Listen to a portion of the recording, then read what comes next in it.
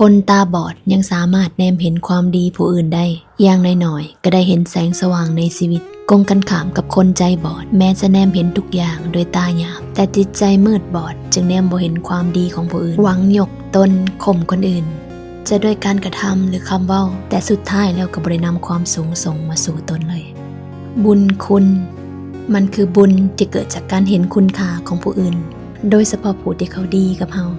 ยิ่งคิดออกก็ยิ่งเป็นผู้ที่มีปัญญาหากคิดถึงความดีคนอื่นบ่ออกชีวิตก็จะมีแต่ความมืดนำทางเวลาในชีวิตของทุกคนต่อจากนี้บ่มีไผอยู่ถึง100 ปีทุกคนก็นับมือนับแก่โตและก็ล่วงโรยไปดังกับใบไม้สุดท้ายแล้วจะสิ่งดี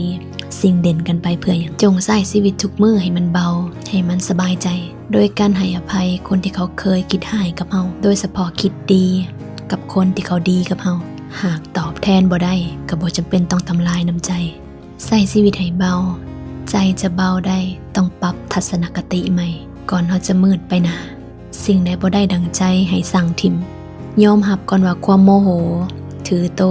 และความอวดเก่งของเขามันเปลี่ยนแปลงไผบ่ได้